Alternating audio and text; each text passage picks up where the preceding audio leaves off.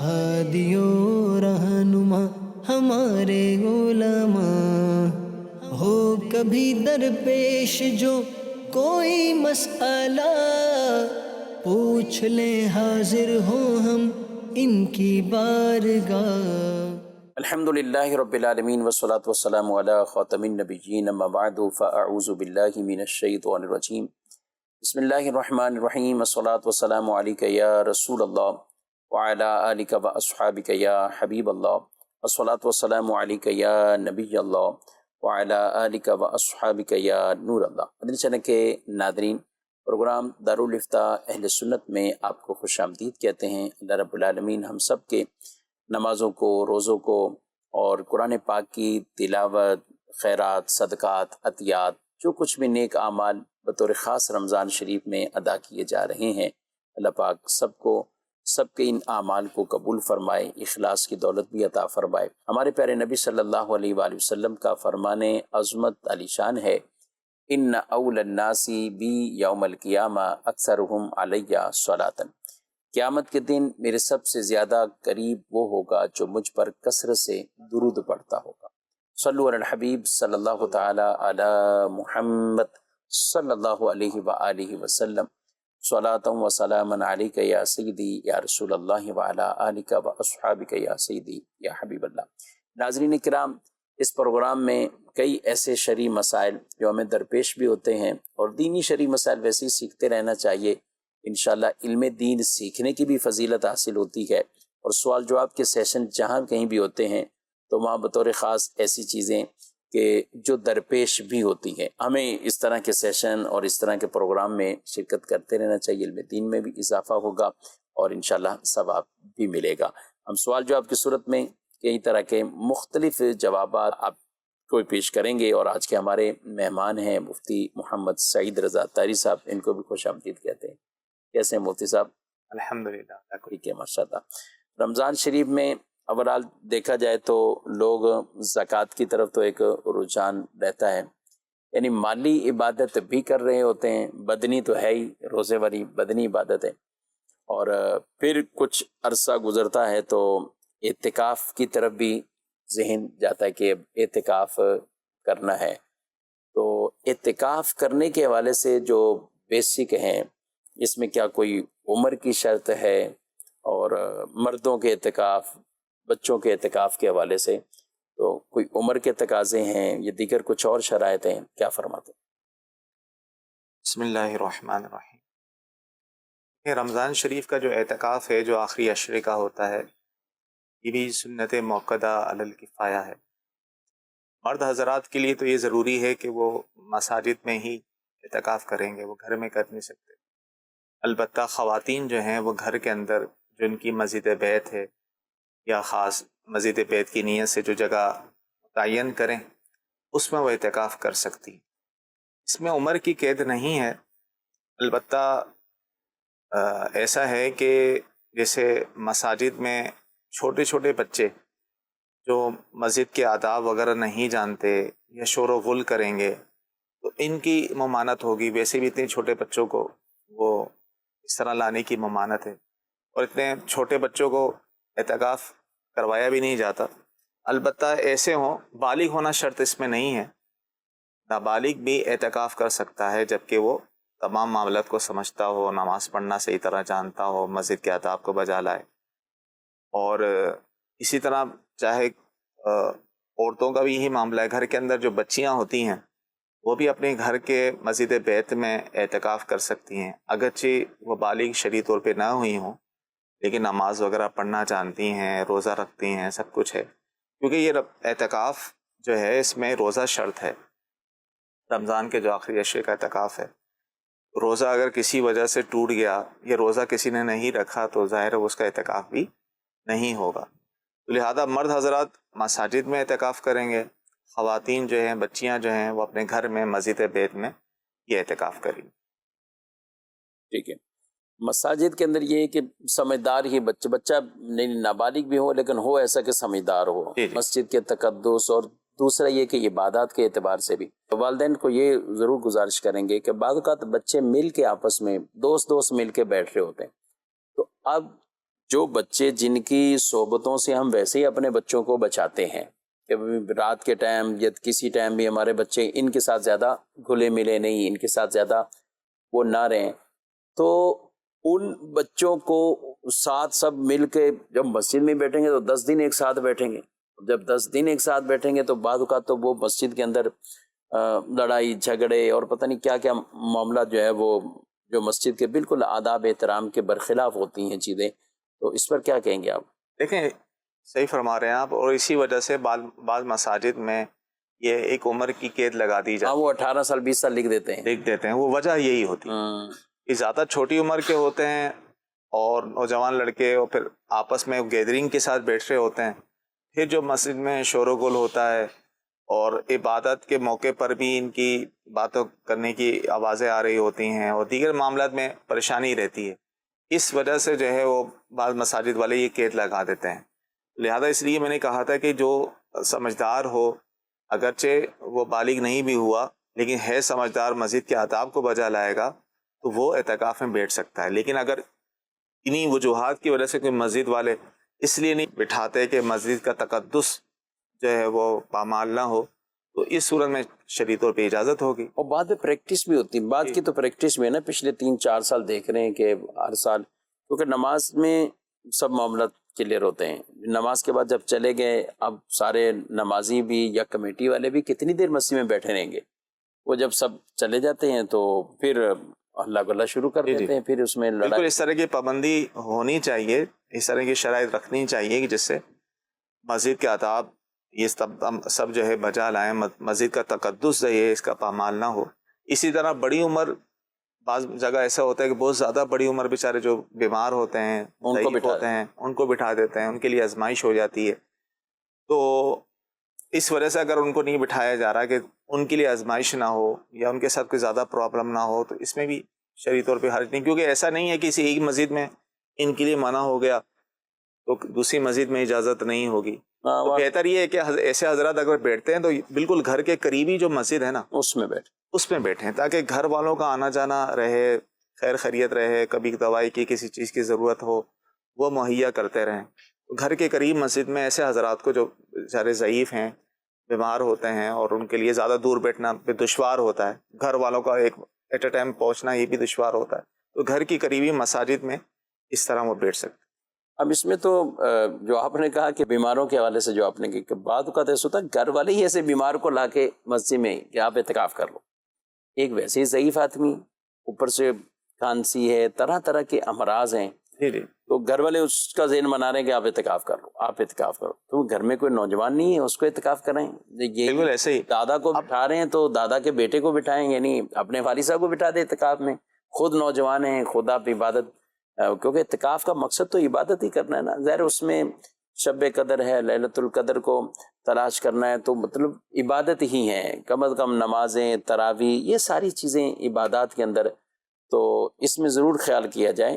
بیمار ہیں تو ہم یہ نہ کہیں کہ چلو یہ 10 دن وہاں چلے جائیں گے، ان کا یہ خیال ہے کہ بیماری سے مراد کوئی باقاعدہ بیمار نہیں بھی ہے، لیکن ایک بڑھاپا ہے، ایک ضعف ہے، ضعف بڑھاپا خود ایک بیماری، اور اس میں تو آدمی کو کوئی اور آسرا چاہیے ہوتا ہے، کوئی اور ساتھ ہیلپ کرنے والا ہو، مدد کرنے والا ہو، تو گھروں میں ہم جیسے ان ضعیف افراد کو سنبھالتے ہیں تو ایک مشقت ہوتی ہے، تو وہاں ایسا نہ ہو کہ کہیں مسجد میں ان کو کوئی اس طرح سنبھالنے والا نہ ہو اور یہ خود بھی بزرگ آدمی تکلیف میں آ جائیں، اور ان چیزوں کا بالخصوص ہمیں خیال رکھنا چاہیے۔ اور جیسے مفتی صاحب نے کہا کہ بالکل قریبی گھر کے پاس ہو تو پھر بھی ایک آسانی والی صورت ہے، لیکن اب کہیں دور بٹھا دیا کسی جگہ کی شہرت کی وجہ سے، یا ویسے کہا کہ وہاں بڑا اعتکاف ہوتا ہے، تو بڑا اعتکاف تو ٹھیک ہے، مگر بڑے اعتکاف میں بعض اوقات پھر یہ آزمائش کا سامنا بھی، جب رش زیادہ ہے، جنہوں نے حج کیے ہیں، عمرے کیے ہیں، تو ان کو اندازہ ہوتا ہے کہ وہاں پہ بزرگ افراد کو سنبھالنا اور ان کو لے کے چلنا یہ آسان امر نہیں ہوتا، تو بہرحال ان چیزوں کا بھی ہمیں ضرور خیال رکھنا چاہیے۔ مزید بڑھتے ہیں آپ کے سوالات کی طرف۔ اچھا، جو آدمی رمضان میں زکوٰۃ دیتا ہے اور وہ ہر رمضان میں اس کے پاس پیسے جمع ہوتے ہیں، وہ پچھلے سال 5 لاکھ اور اس کے بعد 6 لاکھ اور وہ 6 لاکھ صاحب کی زکوٰۃ دے رہا ہے، کیا وہ ٹھیک دے رہا ہے؟ اس طرح دیتا رہے؟ جی، رمضان میں حساب کتاب کر رہے ہیں، پچھلے سال 5 لاکھ تھے، ابھی اس سال 6 لاکھ ہیں۔ جی ہاں، ہر سال وہ حساب کرے گا اول تو دیکھیں سال کب پورا ہوتا ہے، ہر سال حساب کرے کہ اب اس کے بعد کتنی رقم ہے. پچھلے سال 5 لاکھ تھی، اب 6 لاکھ ہے، تو اب 6 لاکھ کے حساب سے زکوٰۃ دے گا. ایسا نہیں ہے کہ 5 لاکھ کی دے دی تھی تو اب 1 لاکھ چونکہ یہ بڑا ہے تو 1 لاکھ کی دی، ایسا نہیں، بلکہ کل مال کی زکوٰۃ ہوتی ہے. سال پورا ہونے پر حساب جب لگایا جاتا ہے تو کل مال کا لگایا جاتا ہے. اس میں حاجت اصلیہ چیزیں وغیرہ، قرض وغیرہ ہے، وہ منہا کر کے جو بچتا ہے اس پر زکوٰۃ ہوتی ہے. ٹھیک ہے. مزید کہ میں نے قرض دیا ہے کسی کو 3-4 سال ہو گئے ملنے تو اس کے حالات ٹھیک نہیں ہے، تو کیا اس کی میں زکوٰۃ دے سکتا ہوں؟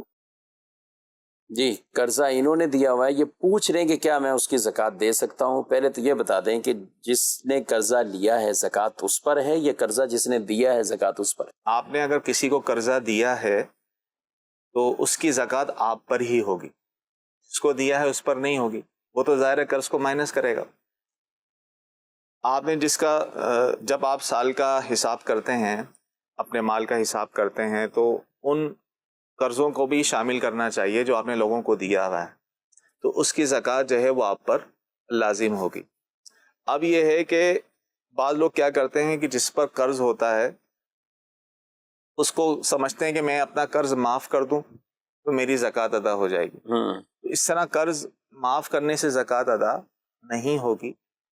اس کا طریقہ فقہ کرام میں یہ لکھا ہے کہ اگر جس کو آپ نے قرضہ دیا ہے وہ مقروض جو ہے وہ مستحق زکوٰۃ ہے اور آپ کا قرضہ نہیں دے پا رہا، تو آپ اتنی رقم جو آپ کا اس پر قرضہ ہے اتنی رقم آپ اسے زکوٰۃ کی نیت سے دے دیں.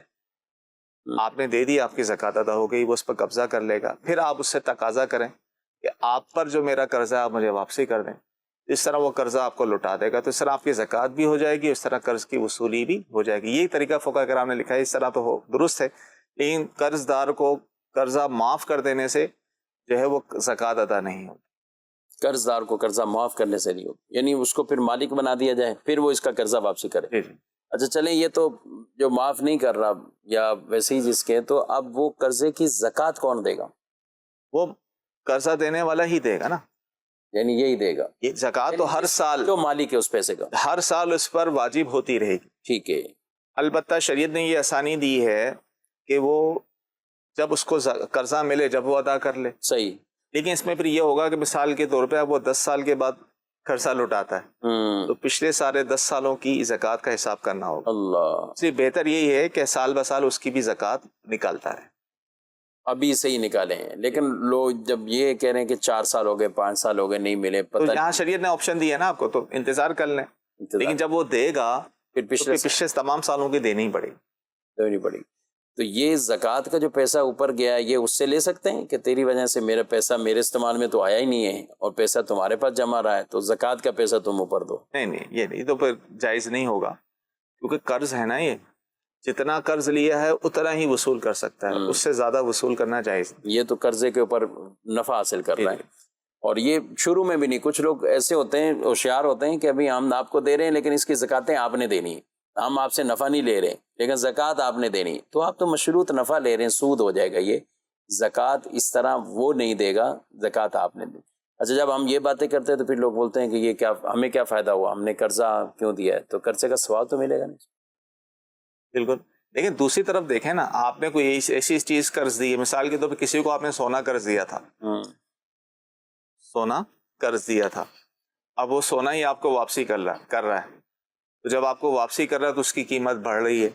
یا کوئی اور کرنسی آپ نے کسی کو دی تھی، ریال دیے تھے یا ڈالر دیے، تو اس کرنسی کہتے کہ بھائی وہ میں نے جب دی تھی ویلیو کم تھی، بیچارہ وہ تو دے رہا ہوتا اس حساب سے، یا وہ بولے گا نہیں یار اس وقت تو ویلیو یہ تھی، میں اس ویلیو کے حساب سے دوں. نہیں، دونوں طرف سے. اب ظاہر ہے یہ تو زندگی کا حصہ ہے، آپ کسی کو اس طرح ضرورت کے مطابق قرض دیتے بھی ہیں تو اچھی نیت ہے تو اس کا ثواب کے بھی حقدار ہوں گے. اگر وہ واقعی مستحق، واقعی مجبور ہے، تنگ دست ہے، وہ قرض ادا نہیں کر پا رہا، تو آپ پر لازم ہے، واجب ہے کہ آپ اس کو مہلت دیں.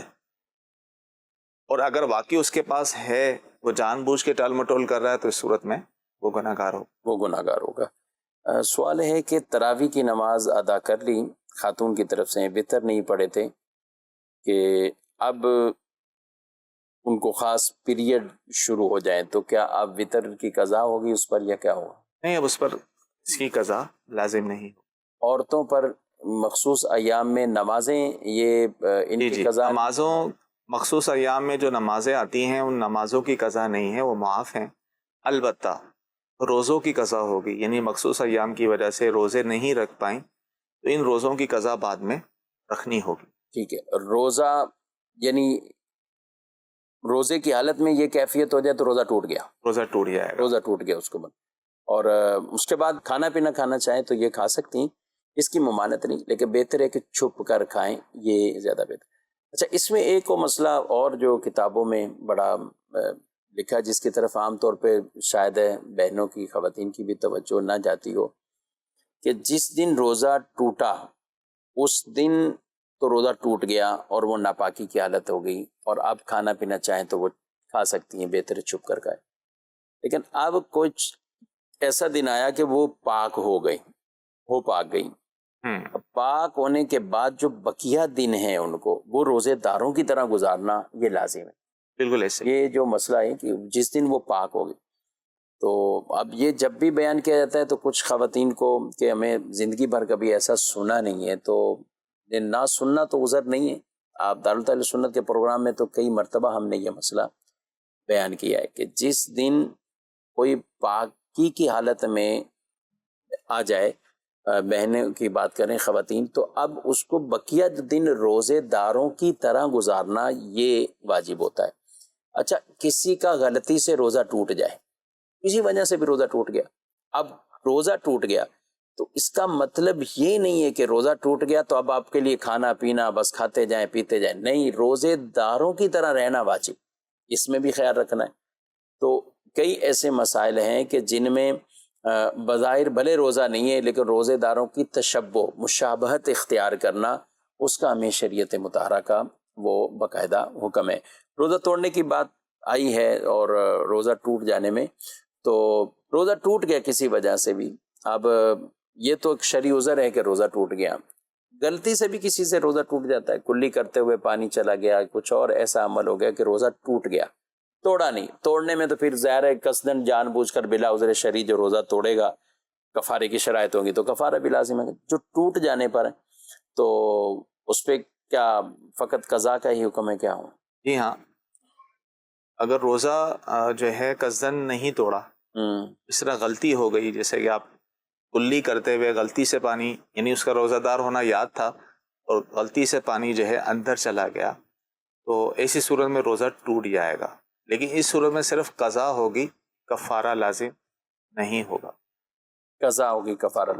اور بھی جتنے روزے ان مخصوص ایام کی وجہ سے خواتین کے جو رہتے ہیں تو ان کی بھی پورے روزوں کی تعداد کے مطابق ان کو قضا کرنا ہے. پچھلے سالوں کے بھی اب اگر کوئی رہتے ہیں تو ان کا باقاعدہ حساب کتاب بنا کر انہیں اپنے روزوں کی قضا وہ پورا کرنا ہے، یہ ان پر لازم ہے. عمومی طور پہ ایسا ہوتا ہے کہ اس معاملے میں جیسے بیچ میں مقدس ایام آتے ہیں اس میں روزے رکھتے ہیں، 9-10 محرم ہو گیا، شعبان کے، رجب کے روزے، تو نفلی روزوں کی بڑا ذہن ہوتا ہے، رکھتی ہیں، اچھی بات ہے. لیکن جس پر قضا روزے ہوں تو انہیں چاہیے یہی کہ وہ ان دنوں میں بھی قضا روزے ہی رکھیں، یعنی قضا روزے کی نیت کر لیں پچھلے، تاکہ ان کے قضا روزے ادا ہو جائیں. کیونکہ ان عورتوں کے ساتھ معاملہ تقریباً ہر رمضان میں ہوتے ہیں عورتوں کے ساتھ، تو اس طرح قضا روزے ان کے بڑھتے رہتے ہیں. تو لہذا ان ایام میں بھی جو آتے ہیں مقدس ایام، تو ان میں بھی انہیں چاہیے کہ وہ قضا روزے کی نیت سے ہی روزے رکھیں. پھر ایک ہی نیت کریں گے، یعنی قضا کی نیت کریں گے کنفرم، یا دو نیتیں مثال ہوگی میرے کو یہ وہ بھی نفلی بھی فضیلت مل جائے گی؟ نہیں، اس کو ایک ہی نیت قضا روزے کی نیت کریں. ٹھیک ہے. مزید سوال. مفتی صاحب سے میرا سوال یہ ہے کہ اکثر یہ دیکھا گیا ہے کہ کچھ لوگ تراویح کے لیے آتے ہیں تو عشاء کی نماز جو ہے وہ ادا کی نہیں ہوتی ہے، اور وہ ایک کنفیوژن کا شکار ہوتے ہیں کہ نماز پہلے ادا کرنی ہے یا تراویح میں شامل ہونا ہے، کیا کرنا ہے، وہ پوچھ رہے ہوتے ہیں مختلف لوگوں سے. تو اس کے حوالے سے کیا کرنا چاہیے؟ جی، نماز ہو گئی اور اس نے آ کر کیا تراویح پہلے پڑھیں یا کیا کریں؟ یہ مسئلہ سمجھ لیں کہ تراویح کا جو وقت ہے وہ عشاء کے فرضوں کے بعد ہے.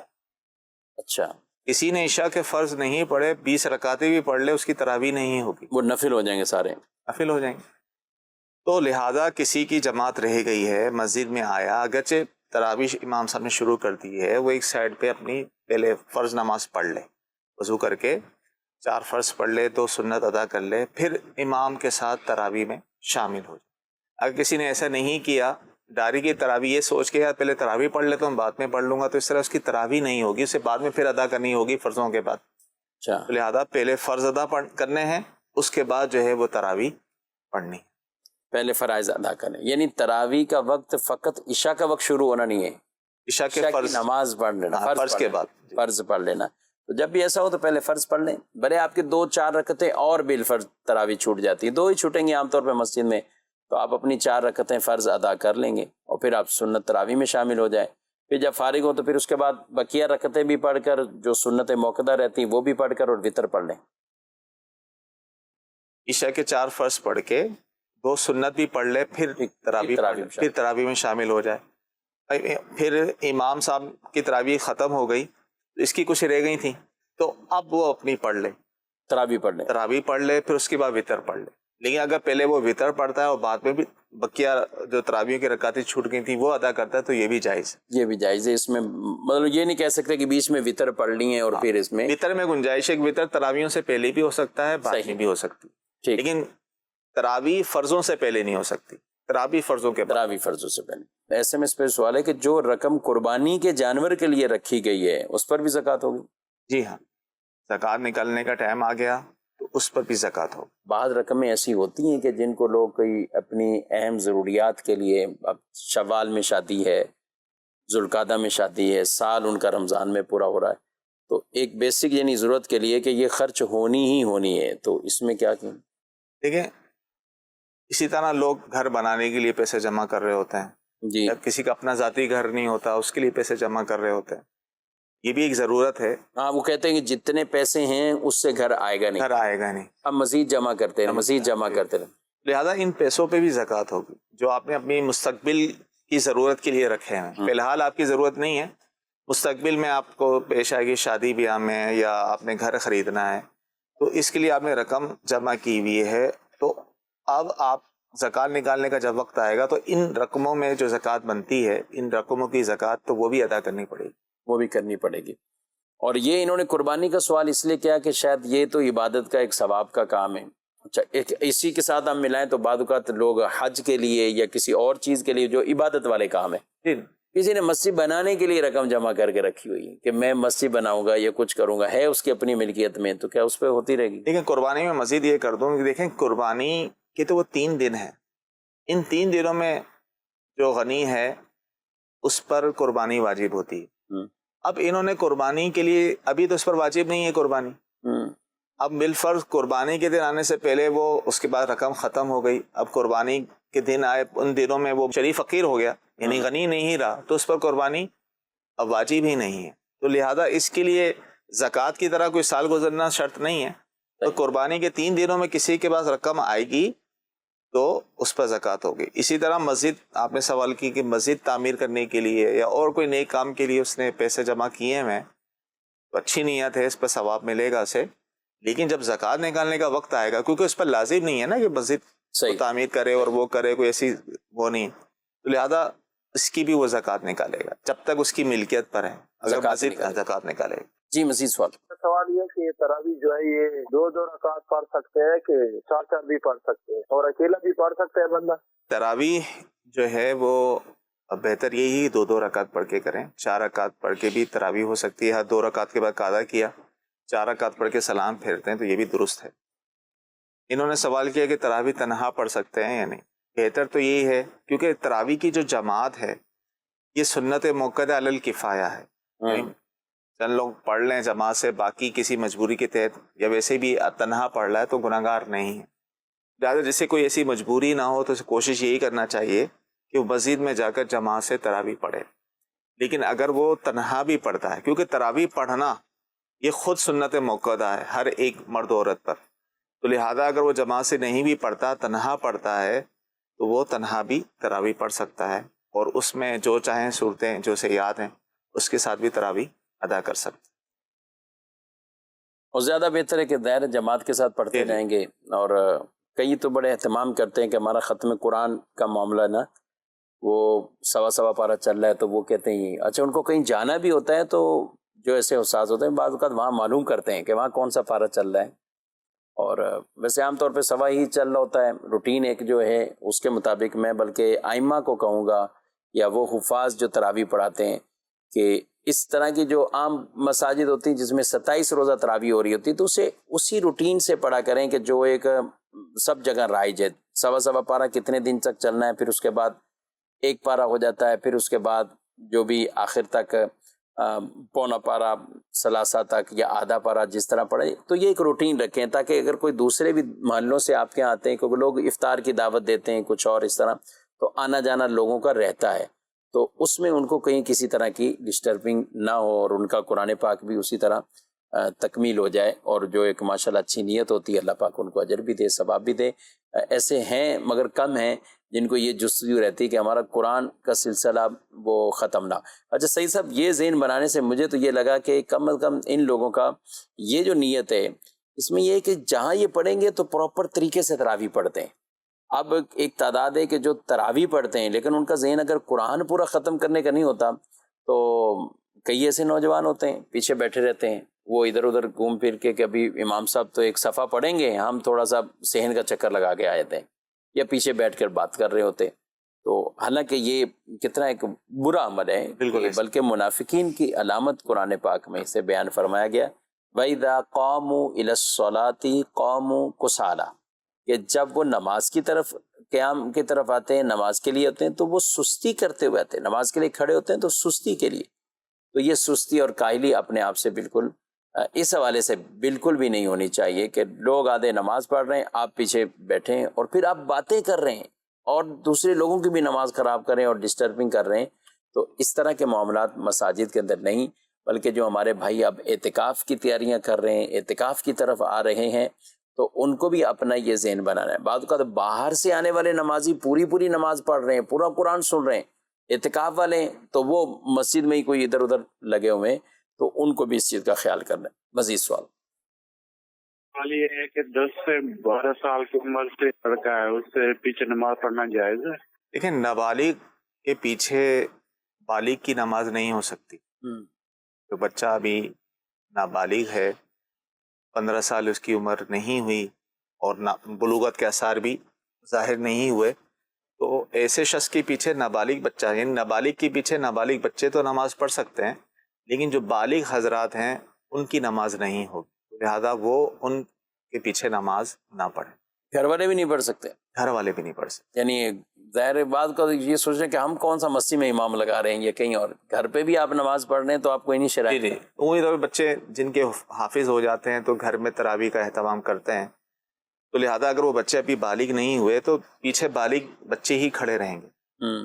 گھر کے کوئی بالغ افراد عمومی طور پہ دیکھا ہے کہ والد کھڑے ہو جاتے ہیں یا محبت کھڑے ہو جاتے ہیں، وہ ہو جاتے ہیں، تو لہذا ان کی نماز نہیں ہوگی، نماز نہیں ہوگی ان کی، ان کو نابالغ بچوں کی ہو جائے گی۔ نابالغ بچوں کی۔ اچھا، نابالغ بچے کو سامع بنا سکتے ہیں؟ ایک ہے اچھا بچہ سمجھدار ہے، 13 سال کا ہے بالفرض، 12-13 سال 14 سال، سامع بنانے میں کوئی حرج نہیں ہے، سامع بن سکتا ہے، کچھ سن سکتا ہے قرآن۔ ٹھیک، مزید سوال یہ ہے کہ یہ جو نماز کا ٹائم داخل ہوتا ہے، مثال کے طور پہ اذان جو ہے وہ 1 بجے ہوتی ہے، تو کیا اذان سے پہلے جب ٹائم داخل ہوتا ہے اس میں نماز ادا کی جا سکتی ہے مجبوری کی حالت میں؟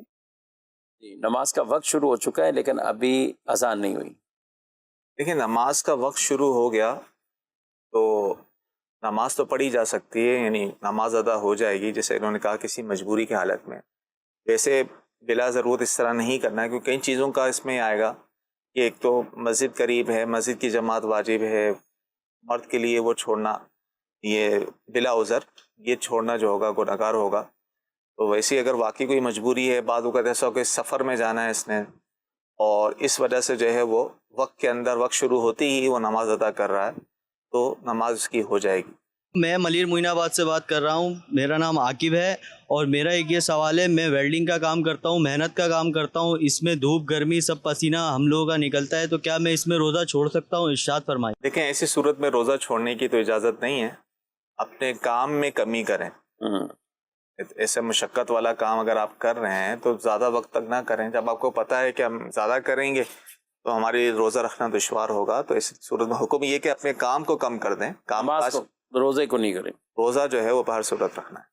روزہ بار صورت رکھنا ہے, کام اپنا کچھ ہے. اچھا, کچھ ابھی ان دنوں میں بطور خاص بات کریں تو کوئی بچوں کے ایگزام آنے والے ہیں, پیپرز ہیں, وہ پیپرز کی تیاری میں کہتے ہیں کہ ہمیں کوچنگ سینٹر جانا ہے, فلاں جانا ہے, یہ جانا ہے, تو کیا کہیں گے آپ؟ عمومی طور پہ اسکولوں میں بھی ٹائمنگ کم ہو جاتی ہے, رمضان کے اوقات میں تخفیف تو ہوتی ہی ہے, تو لہٰذا اس کو مینیج وہ کر سکتے ہیں, تو لہٰذا یہ عذر نہیں ہے شرعی طور پر, تو لہٰذا انہیں روزہ رکھنا ہی ہوگا. اعلیٰ حضرت علیہ رحمہ کے ایک فتویٰ یاد آ رہا ہے کہ وہ تراویح کے لیے کسی نے پوچھا کہ تراویح پڑھانی ہوتی ہے تو سارا دن قرآن پڑھنا ہے, سارا دن قرآن پڑھنا ہے, تو کیا اس صورت میں رخصت ہے روزے کی؟ تو آپ نے فرمایا تراویح, وہ تراویح نہ پڑھائے, کوئی اور حافظ پڑھا لے گا تراویح, لیکن اس کو روزے کی رخصت نہیں ہے. تو یہ ناظرین کرام, جس نے سارا دن قرآن پڑھنا ہے اس کو بھی یہ رخصت نہیں ہے کہ وہ قرآن پڑھنے کی وجہ سے کہے کہ میں روزہ چھوڑ دوں. تو جو عام کام کرنا ہے یا عام جس کو اپنے کوئی پیپرز کی تیاری ہے یا دیگر کوئی کام کاج ہیں, تو ان کو یہ ضرور چاہیے بھلے کام کچھ کم کریں لیکن روزہ بالکل ترک نہ کریں. روزہ نام ہی مشقت کا ہے, جی ہاں صبر کا نام ہے. روزہ کئی چیزیں ہمیں سکھاتا ہے, وہ صبر بھی سکھاتا ہے, مواسات بھی سکھاتا ہے, تکلیفوں کو برداشت کرنا بھی سکھاتا ہے, بھوک کو برداشت کرنا بھی سکھاتا ہے. جب بھوک, ظاہر ہے اگر آپ یہ ہم کہیں کہ ایک دھوپ میں کام کرنے والے کو بھوک لگ رہی ہے, کوئی ایئر کنڈیشن میں بیٹھا ہے تو اسے بھوک نہیں لگ رہی, تو ایسا نہیں ہے.